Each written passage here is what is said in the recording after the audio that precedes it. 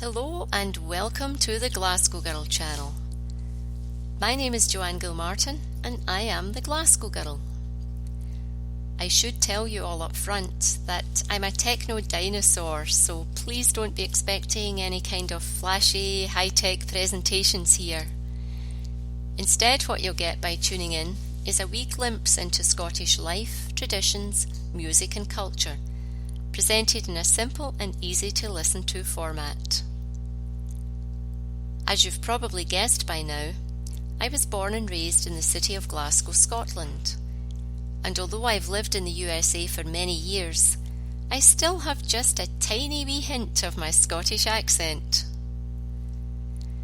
When I first emigrated here, I was truly taken aback at the level of interest in genealogy and the number of folks who could trace their roots back to Scotland.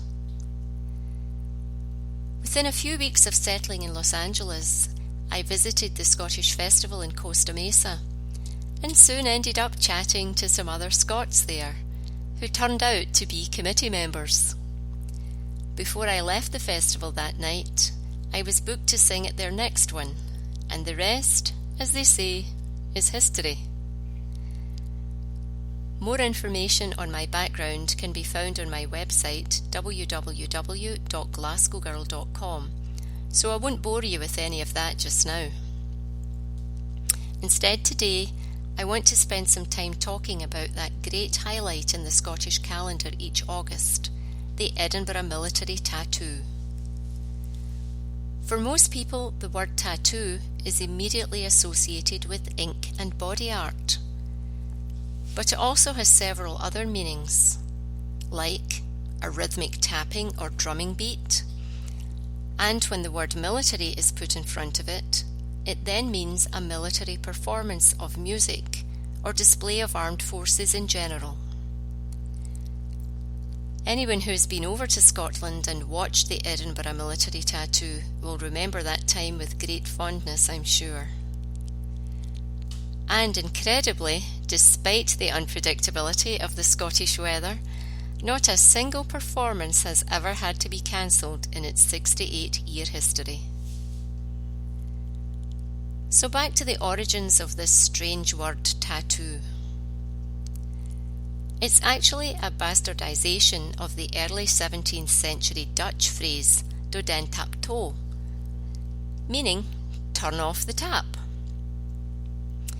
The instruction for innkeepers near military garrisons to quit serving and subsequently for soldiers to return to their barracks was a signal sounded by drummers, trumpeters or the bagpipes. So now that mystery has been solved. The military tattoo was originally limited to just military music. They were commonplace in the late 19th century, with most military and garrison towns putting on some kind of show or entertainment during the summer months. But the practice evolved, and between the First World War and the Second World War, elaborate tattoos were being held in many towns. The Edinburgh military tattoo started in 1950, and over the years it has raised over £10 million for the benefit of the servicemen and women in the UK. Now to a more personal side note. Since becoming a US citizen, I developed a greater appreciation for the differences between being a citizen and a subject.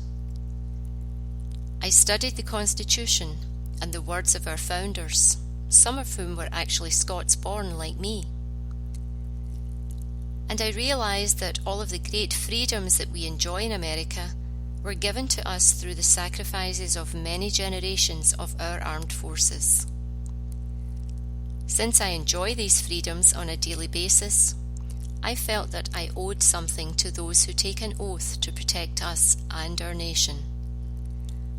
So I began to organise benefit concerts to raise funds for veterans' causes, and in doing this have been blessed to meet so many wonderful people and make many, many new friends. As I record this, we're a month away from bringing a tattoo type of event to Central Florida. Bagpipes, Drums and Patriots will be held in the Peabody Auditorium in Daytona Beach on August 3rd, 2019 at 7 p.m. And I'd encourage you to also watch the short promo video linked in the description below. And buy tickets and come to the Peabody if you're local. All of the proceeds are being donated to Vietnam Veterans of America, Chapter 1048. Moving on now to a segment which will be a regular feature of this channel, it's time to learn some new words in the Scottish language. And since I've been talking about it today, we're going to have a bonus word that's often mispronounced here in the States. That word is Edinburgh. Now I know that B-U-R-G-H over here is often pronounced borough or burg. But if you want to really impress your friends when you talk about Scotland's capital city, roll the R too. Edinburgh, Edinburgh. Now to a new word that you may never have heard, but it's very common in Glasgow.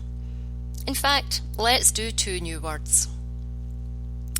The words are skelped and lug, and used in a sentence that was heard often when I was growing up. His mum skelped his lug for fighting at school. Here, skelped means slapped or smacked, and lug means ear. And I changed it to his instead of hers, so you wouldn't guess the circumstances that I heard it being said so often when I was growing up. I know that in today's society you most likely can't do that anymore, but hey, it didn't do me any harm. So thanks for tuning in, and I hope you'll join me again in my next wee foray into all things Scottish. Cheerio the new.